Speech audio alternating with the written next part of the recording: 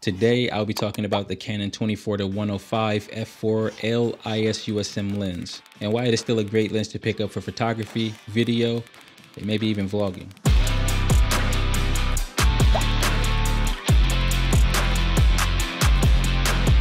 The Canon 24-105 f4 is the second lens I wanted to get when I purchased my Canon SL2. This was way back when I first got started in photography, mainly because of the red ring around the front of the lens. This red ring signifies it is an L series lens, which stands for luxury, and that means the glass in this lens is of the highest quality glass in a lens produced by Canon, made back then, and what they still make today. Think about that for a second. As I mentioned, the price of this lens. This lens was going for 1100 USD. They recently increased the price, so I would double check that, but you can get it used for a little over 600.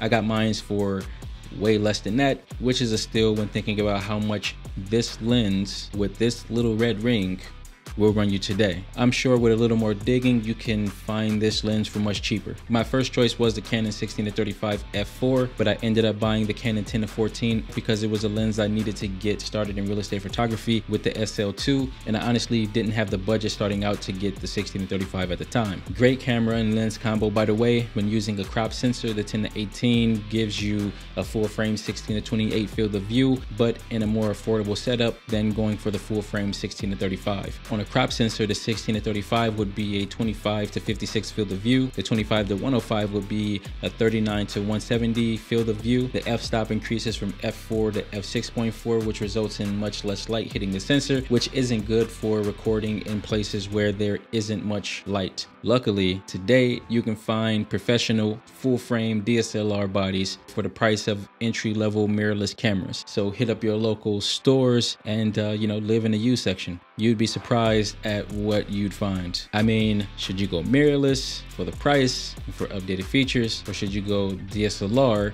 with similar features and maybe even a better sensor? We can talk about that another day. Let's get back to the 24-105.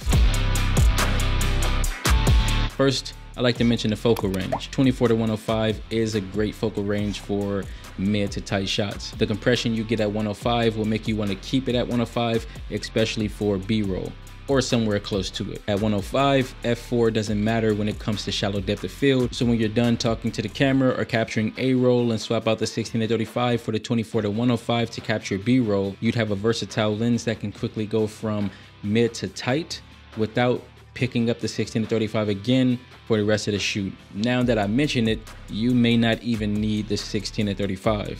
24 is a wide enough focal range to vlog with. You can hold the camera handheld and not feel like you're taking up the majority of the frame, or use it with something like the switch pod and get a little more distance between you and the lens to get a wider shot. If you are a tripod vlogger and not a handheld vlogger, then this lens is great. Put it on a tripod, frame out the shot, and you have one lens where you can talk to the camera and get B-roll without having to continuously swap out lenses to get a certain look. And the plus is that there's more compression at 24 f4 than 16 f4, which means more shallow depth of field. There is one major feature of this lens that I think you will like, and that is stabilization. This lens is stabilized. Think about you having stabilization throughout the entire focal range. Of course, when you're all the way out at 105, stabilization still isn't going to be as good as when you're at 24 or even 16, but think of not having it. What else is there to say? You can check out this video right here where I talk about the Canon 16-35, and that is it for today. I want to thank you for joining. Stay awesome.